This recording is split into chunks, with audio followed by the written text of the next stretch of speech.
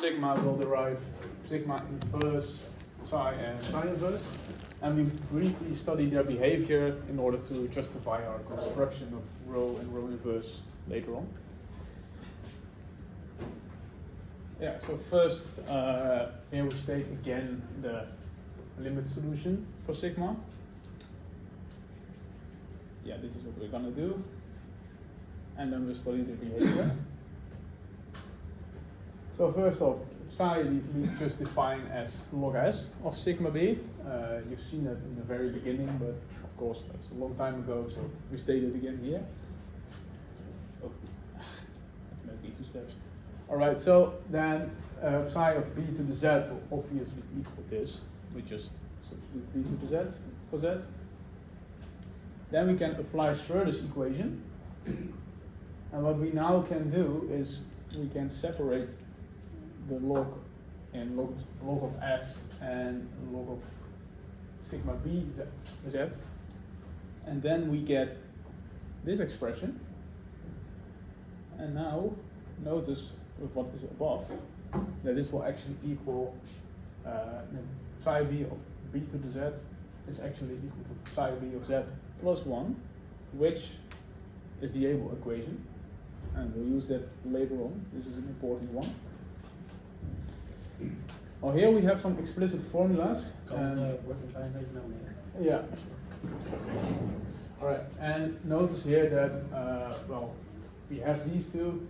We also know sigma, and, well, by construction of psi, how it's constructed, it's just the log of s of the expression. So that's why this follows. And then, after that, we can go to the inverse functions. And those are particularly interesting, I think. So in order to find the inverse functions of sigma and phi, we first need to state the following theorem. We have the Lagrange inversion theorem that we use. In particular, our sigma is analytic, and we know that our the derivative of sigma in our fixed point doesn't vanish. So we can state that there is an analytic inverse of the function of the Taylor expansion, and will not really derive it, but we just use that there is an inverse. So what we'll get here is, if we have the limit expression of sigma, then we can say, alright, take sigma b of w equals z, this we're going to invert it. Plug in the expression. We take the limit outside because that doesn't depend on n.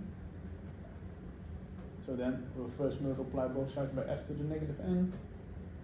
And then what we do here is we say Sm is the inverse sequence of inverse Taylor sequence of Tn. And then we take the nth iterated exponential base b on both sides. We get this expression. So we'll have our expression for sigma b inverse. Now, sigma inverse inherits some constraints from sigma, of course, and in order to write them down, we have to use the inverse function theorem. Well, sigma is continuously differentiable near A or near R LB, because, well, it's analytic, and it has a non-vanishing derivative at LB, so we can use this formula. It must be familiar to you all. Alright, so we have these two statements first. The first one is really kind of trivial. You take sigma in the inverse from both sides, then you'll get LB is sigma inverse of 0. Nothing special there. And for the second one, we'll use the inverse function theorem. So let me briefly write it down. Alright, so we'll take sigma b inverse in 0. That's the derivative. And by the inverse function theorem, we'll get 1 over sigma b accent in the inverse point of this, which is LB. And we've seen that we've already seen by Königs's theorem that this one equals 1. So this is just 1 as well. Furthermore, sigma inverse is analytic, which is a consequence of Königs's theorem, and sequence we used, of course, the Lagrange inversion theorem. And furthermore, it's also entire, which will prove really useful. So now we go to psi inverse, and well, this is how we state what psi was. So what we do now is we do a clever substitution. We will substitute z for psi inverse of z. Then we get z equal to this expression. Then we can do s to the z, s to the log expression. And then we'll get that the log thing cancels out. So we get this expression. And then it's only sigma inverse on both sides. So we get the expression for psi inverse. And now, okay, this is our definition, of course. Now we'll get a very special property for psi inverse, and it's going to prove really useful to actually compute our laser solution in the end. So, what we'll get is we have, oh no, this is first the limit thing, sorry. Yeah, so we had the limit of sigma b inverse was this, just substitute s to the z, then you get the one for psi inverse, of course. And now we do go to our property. Well, remember the Abel equation. We'll now derive is the inverse of that. So we take psi inverse on both sides. Now we have b to the z equal to this expression. It's quite obvious now, the step, I think. And then what we'll do is we'll substitute psi b inverse for z, and then we get the inverse Abel equation, which we'll actually use to get the final solution. So now that we've determined sigma b inverse and psi b inverse, we'll briefly go over their behavior in order to justify our construction of a special map called rho. Yeah. Now for the behavior of sigma, at least. This is our function sigma, but evaluated as real numbers, except for the singularities earlier mentioned. More specifically, this shape right here, the innermost, is actually the mapping of sigma of negative infinity up to 0, the interval, and this interval is actually sigma mapping the interval 0, 1, and this interval is 1, b, and this interval is then b, b to the b, and so onwards for the outer curves. And for the next one, we may zoom out a bit more, in the sense that we can see that this shape keeps on continuing, and even further, and then we go to psi even, namely that we can we can see that at least psi inherits its form and shape and so whatnot from sigma, through the sense that we simply get, for example, here for the interval 0, 1, as we just denoted, we can take the logarithm with base s and we get this shape. But moreover, if you go to the next one, we can see that the periodic shape of psi also gets inherited by sigma, in the sense that we at the beginning showed the geometric interpretation of the logarithm, in the sense that it maps a circular grid to a rectangular grid, in the sense that it sends the spiraling shape that sigma creates through its image of the real line, that the logarithm then sends that into this periodic shape, that's periodic horizontally, by periodicity of 1. Yeah, we can go to the next one. Now the thing is, we may moreover extend this pattern in the sense of sigma to have this pattern extend towards 0 with smaller and smaller curves, and psi to the left simply by its periodic shapes, through the set Q, in the sense that Q is simply the iterates of the logarithm over the negative real axis, in the sense which are all sets or curves in the complex in the upper half plane. Yeah. All right. Now, yeah. That was it, right? All right. Yeah. Okay. But I was also gonna continue with this part, right? No, I'm gonna do the utilize in a row now. Yeah, right? but afterwards there was another part on the motivation for, you know. I don't see it yet. You know, after this one, I mean. Okay. All right. Well, yeah. Right. Yeah. So we've done this. We studied the behavior as well, and now we can go to utilize the Riemann mapping theorem to determine row and row inverse. But first we have this part about the motivation as to why we go to row. In the sense that we have psi and psi inverse satisfying the able and inverse able equation respectively, whereas that was what we wanted. But you can, Yeah, I can you also can see go do the slides for this part at least. Yeah, all right. In the sense that we wanted TETRATION to send real numbers to real numbers, aka non-complex numbers, and in such a sense hope to get this kind of a real-to-real plot. Now, if you were to reflect the plot of TETRATION in such a sense over the line y equals x, okay, to get its inverse, namely the TETRATIONal logarithm, which would also be r to r. Now, do we have that psi sends real numbers to real numbers, is the question. Now, this is certainly not the case, because this is the image of psi under the real numbers, excluding its singularities. Whereas this is not on the real line, as you may see. And we define our map rho in such a way that it sends the curves, which we denote by TB here, that it sends those exactly to the real line in such a way that the composition of rho and psi would send real numbers to real numbers, so as to get what we want ultimately as our solution. Yeah. And now back to you. Yeah, okay. All right, now my favorite part. We're gonna actually construct our row, and first we'll do a quick recap of simply connectedness. I think you all still know what a contour is and the contour that's closed, but we briefly denoted it here. Contour is actually closed, endpoints go beside. And we'll use that for simply connectedness.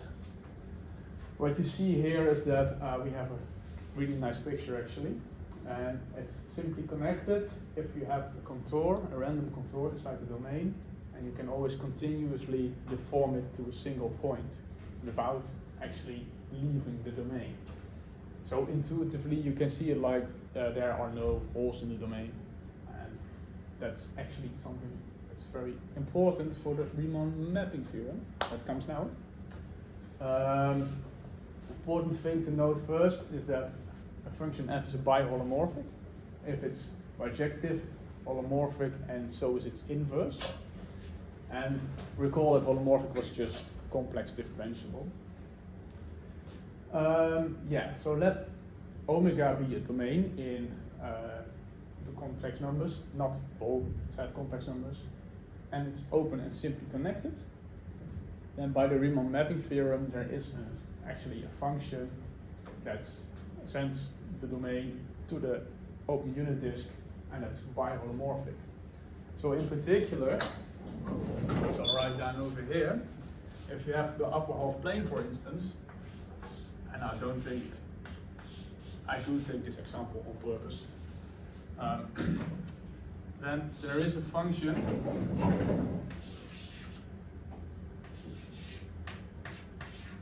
that sends it to the open unit disk. That's very much on purpose. All right, so here we have TB again.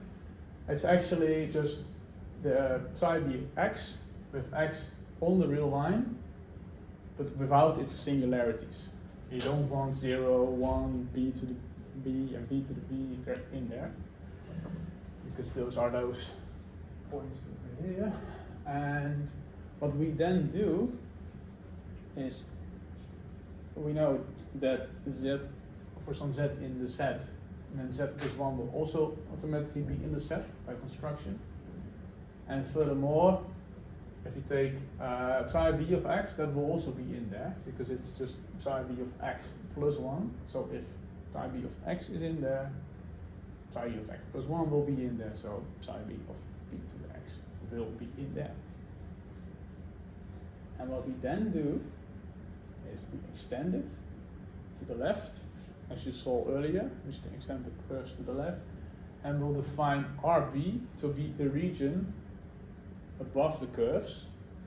So as you can see, the region above those curves, it's quite simple to see that that's also open and simply connected, and a proper subset of the complex numbers. So in particular, I shouldn't have written it down all the way over here.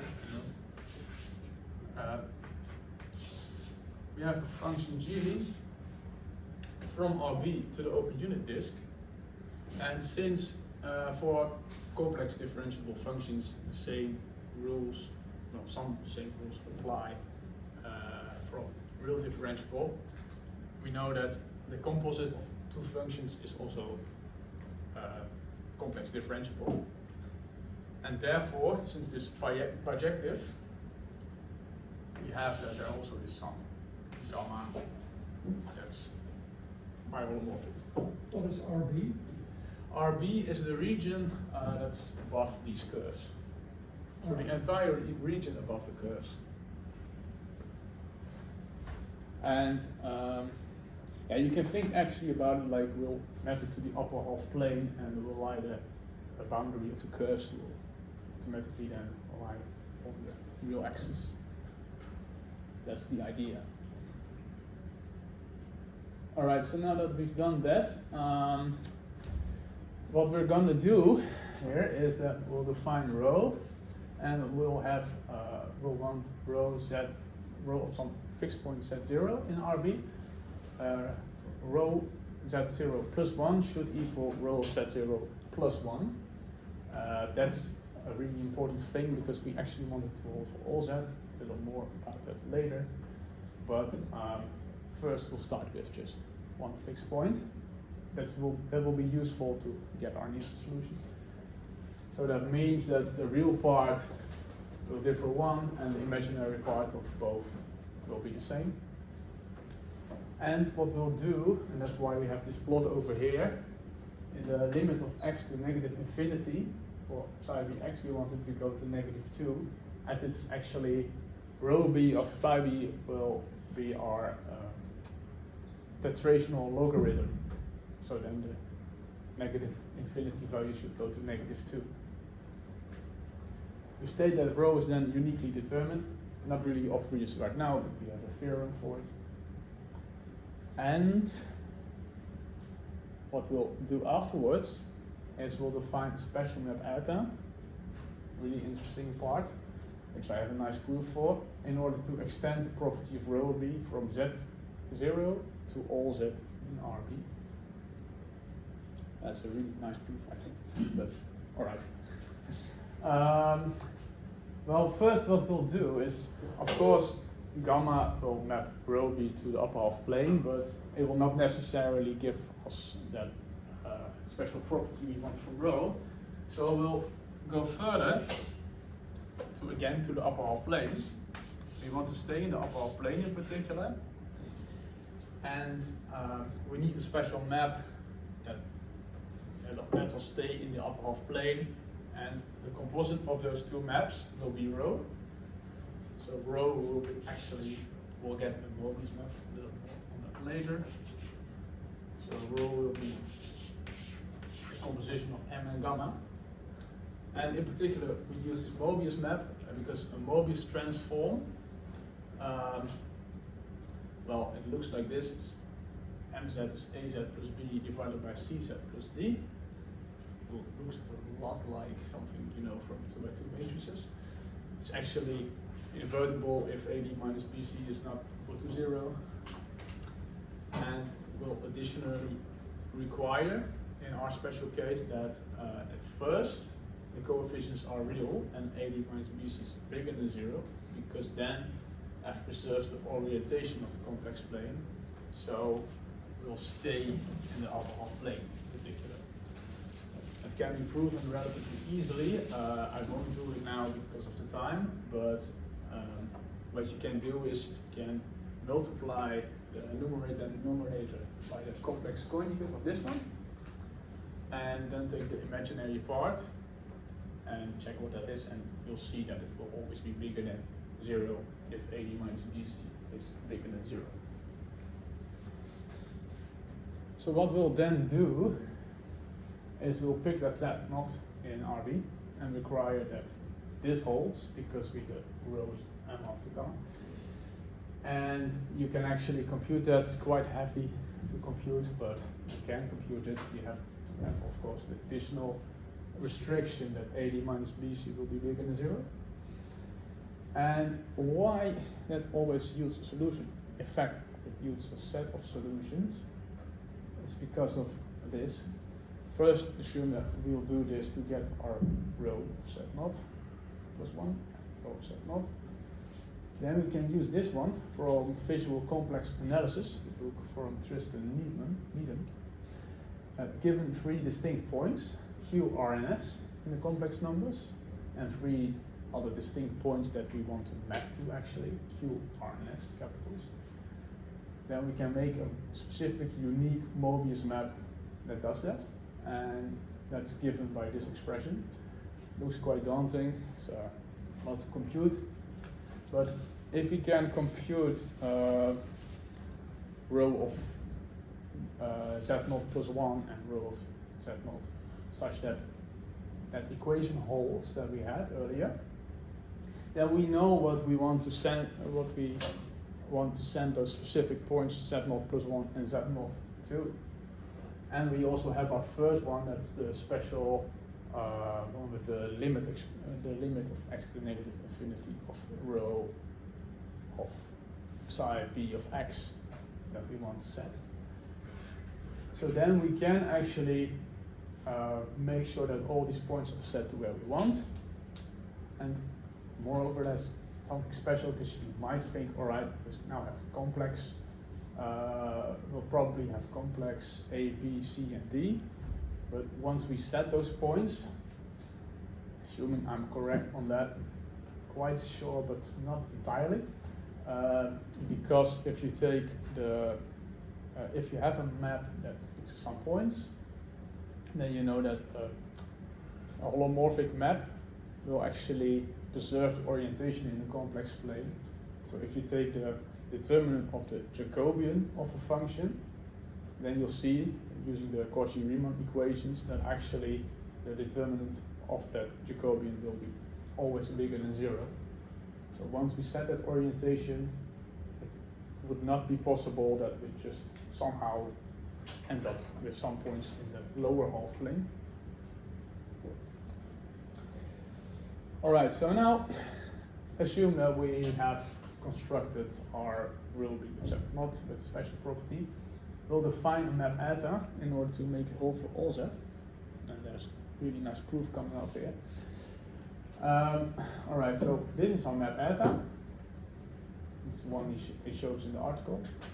And if you plug in a row of Z0, well, you can easily see that with our property, it will fix the point row of Z0. And furthermore, if you take the derivative, well, we first have the chain rule, then we can use the inverse function theorem, and then we can plug in row of Z0.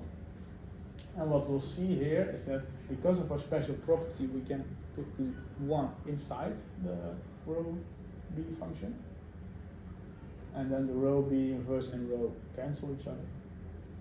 So we get this expression, and this is actually one.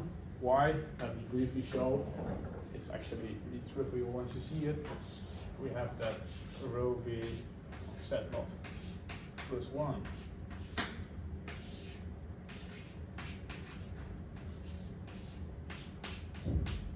Yeah, well, take the derivative and yeah, and it's really obvious, but without writing it down, it may not be obvious immediately. So now we'll get to my proof. Yes, finally. And well, first we'll state the Schwarz lemma.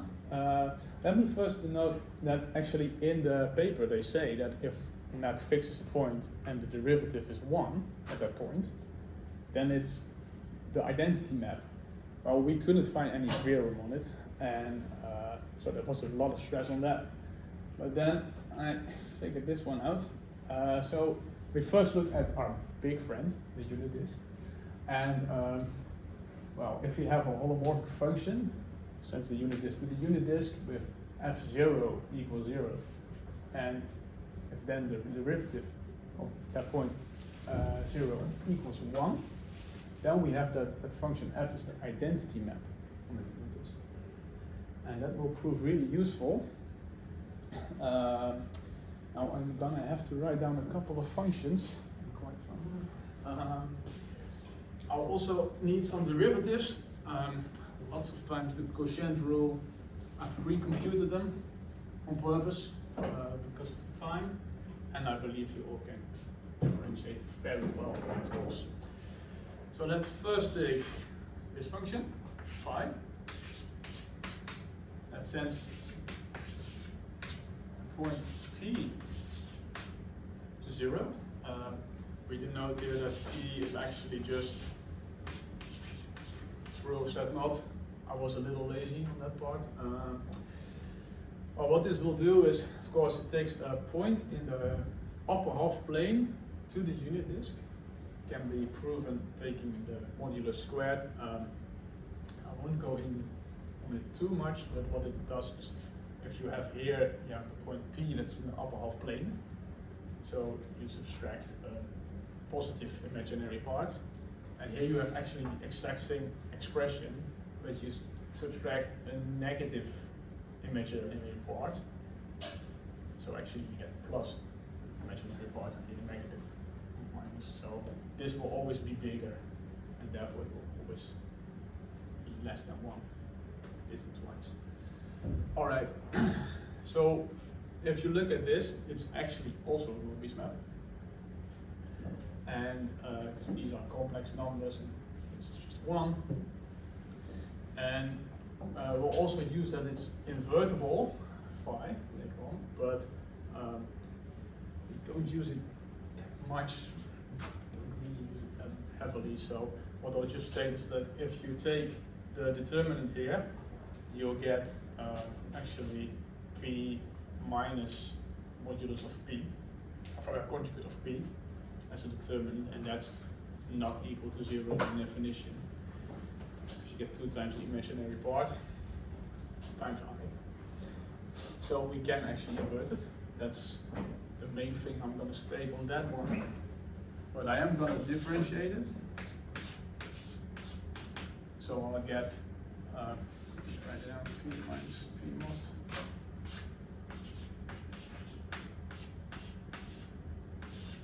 Just the quotient rule, nothing special. And we have that this map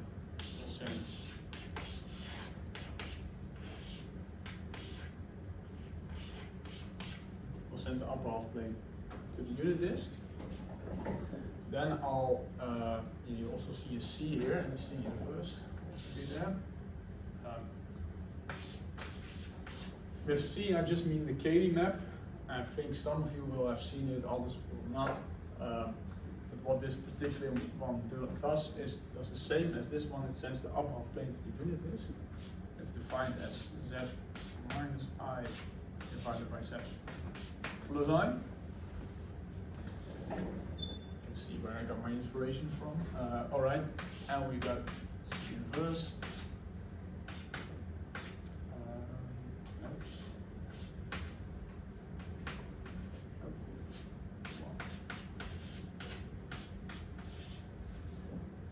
And then we got our derivatives, which we're also gonna use.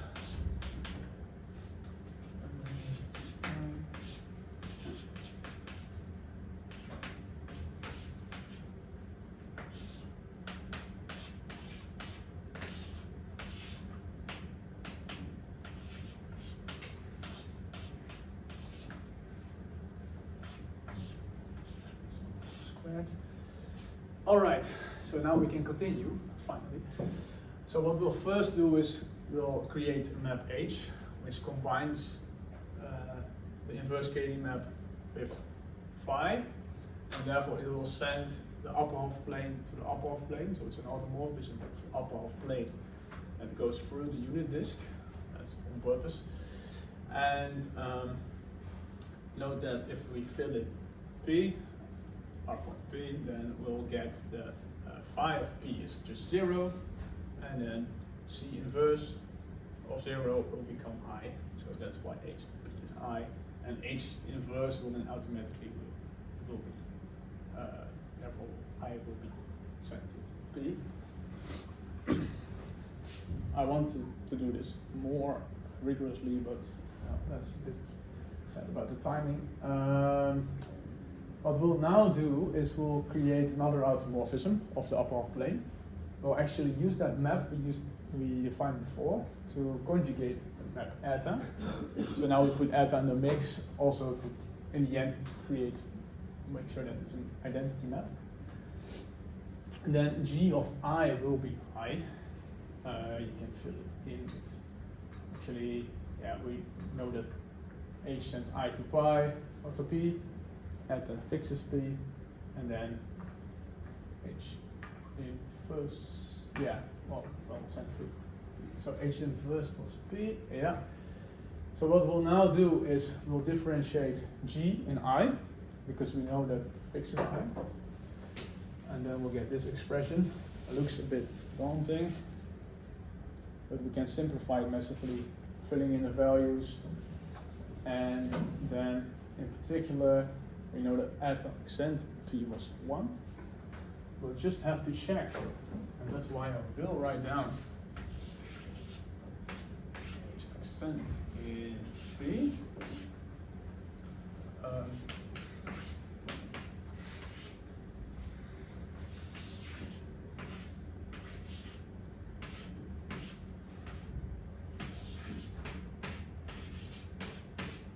We'll get this for H accent P. Why I'm writing it down is, now, if this would be 0, then we have a problem after all, so it doesn't hold. And what we'll get, well, I'll pre-compute this one as well. I times Q minus Q naught. And, well, then in particular, this won't be equal to 0, so we can continue. There was also a stress moment afterwards. So this will be equal to 1 automatically. And now we'll conjugate, we'll use the KD map to conjugate the function G we defined in order to go from the unit disk to the unit disk. And there we can actually use Schwarz lemma later on. And then we can conjugate backwards, spoiler alert. So if you fill in 0 here, then you'll get 0. Because this will be I, then G will fix I, and then C will actually send I to 0. And then we can differentiate again in the point 0. So we get this using the inverse function theorem. Oh, yeah, sorry. Alright, and C accent I, that's a bit more easy. That's why I wrote it down here. That will be 2I squared here. So it will be just 2I, won't vanish, so we'll get 1. And then we have, of course, that our J will now be the identity map, thanks to Mr. Schwarz. Thank you very much, sir. Alright, so we have J is an identity map. Now we can conjugate backwards. So G must be the identity map. But then also eta must be the identity map. And we're done. So now that eta is our identity map, we get two very nice properties. Well, we've seen the property of rho b z not plus 1, and that will now hold for z as well. Because if you plug in rho b of z, then you'll get rho b z plus 1 minus 1 equal to z. So that property must hold, otherwise the equation doesn't work. And for the rho b inverse, well, just substitute this expression with this, the rho b and rho b inverse will cancel, and then you get z plus 1 minus 1 equal to z. I think it checks out. So now, at last, oh yeah, first, quick recap, of course. We've arranged these three restrictions, and we make sure that it holds for all z, the special rho property. And our construction used the Riemann mapping theorem, Mobius transformations, Mobius unique mapping property, and the special identity map eta that we defined. But now we can get to our final part, the Mises solution. So recall that phi inverse satisfied the inverse able equation. If we then define kappa b, the Mises solution, as this expression over here, and then note that kappa b of z plus 1 will equal this, then we can separate this one by Rho's property.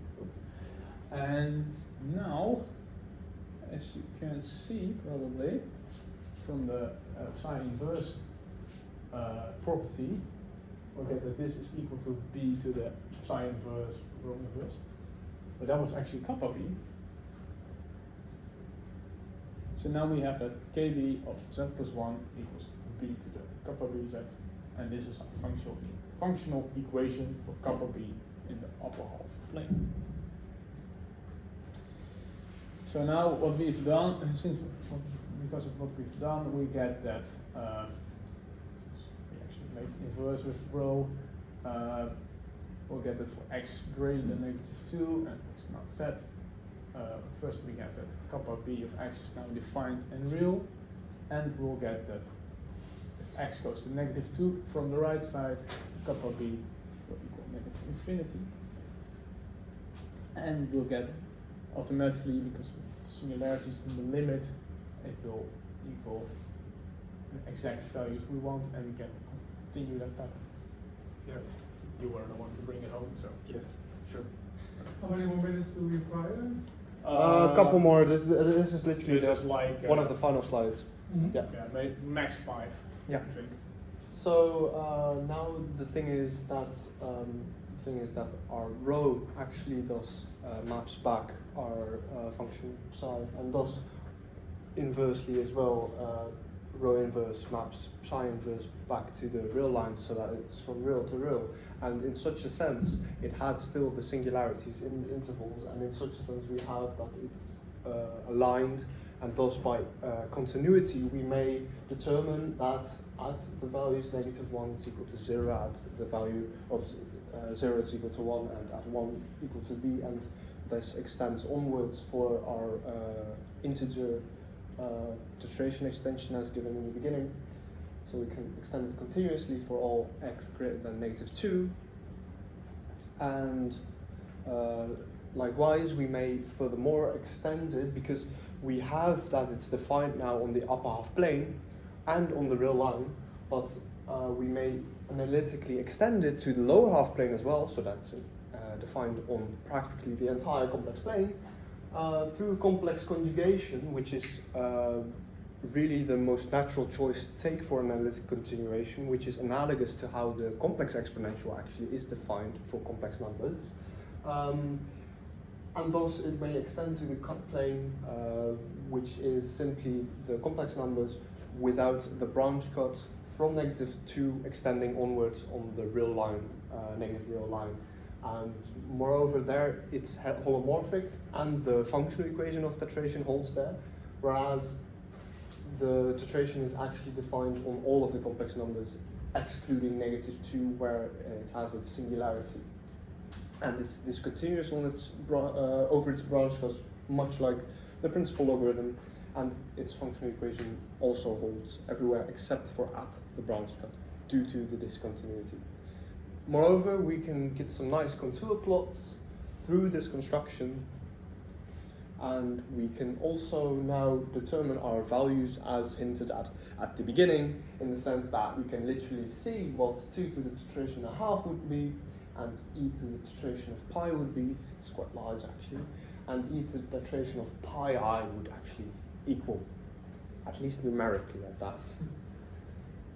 Now, this was our presentation, and this above states, do there exist any questions?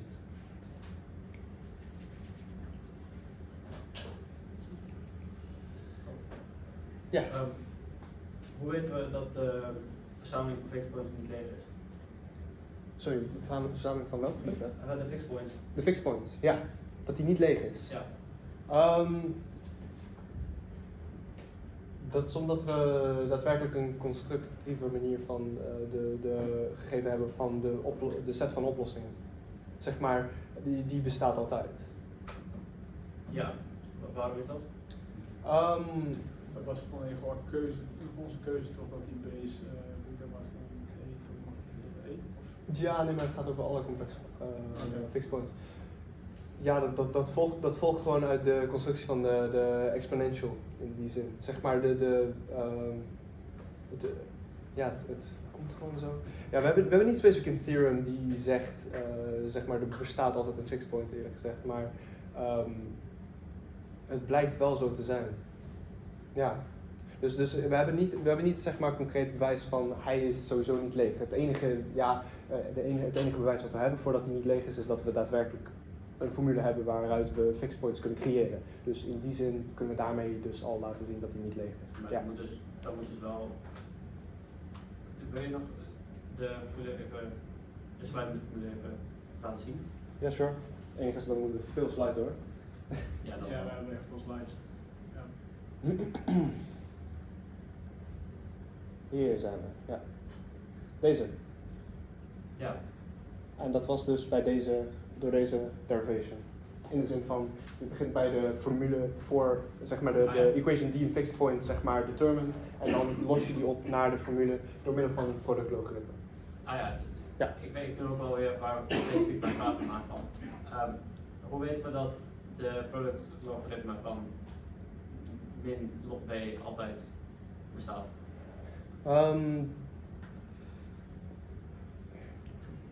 Ja, nou die bestaat als inverse van de product exponential.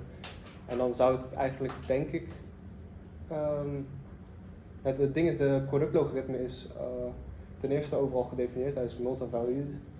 Dus het is hetzelfde als het vragen van, bestaat de product exponential, zeg maar, bestaat deze functie aan de linkerzijde, zeg maar, doordat die bestaat het productlogaritme ook. Ja. Ja, nog een vraag. Ja. Dan is er een heel mooi plaatje van algebra van NRZ, dat moet je makkelijk zien. En dan, je kan dus niet alleen naar Q toe op een makkelijke manier dan eerst helemaal naar C en dan naar C. Eerlijk gezegd, dat bestaat er wel. Okay. Ik zal hem weer even helemaal naar achter zetten. Heel ingewikkeld gedaan om over te doen. Nee, inderdaad, zeker. Er bestaat zeker een manier om alleen naar Q te gaan en daar zijn zeker approaches voor. Ik heb zelfs ook wat papers die ik zelf nog aan het inlezen ben, zeg maar, waar je zeg maar, daadwerkelijk zulke soort constructies kunt maken. Dat gaat ook onder andere onder concepten zoals de functional square root, wordt ook wel genoemd in de literatuur. Maar het ding is dat we dan dus eigenlijk via deze paper hoef je die constructie dus niet te gebruiken om naar complexe getallen te extenden. En dat je tegelijkertijd naar complexe getallen gaat, neem je natuurlijk ook dus meteen eigenlijk de rational numbers en zo mee. Ja. Je gaat eigenlijk direct naar de upper half plane, toch? Dat is wat je maakt. En de lower half plane. Je gaat eigenlijk naar de hele complex plane. Dat doe je later, zeg maar. Ja, nee, het is inderdaad. eigenlijk net als met wanneer je gewoon exponential hebt, zeg maar. Dan heb je ook zeg maar dat de complex conjugate op dezelfde manier gedefined is, zeg maar. Ja. Dus dat eigenlijk gaat dat analoog en dat is. Ja, En dat is de meest natuurlijke keuze doordat we de restriction opleggen dat tetratie real numbers naar real numbers stuurt. En doordat je naar de upper half plane gaat, wil eigenlijk. Ja. Nog een vraag? Ik wil graag, het is al bijna laat, dus we moeten even feedback gaan doen. Dus pak jullie graag even een papiertje. Ja. Zeker. Die dan weer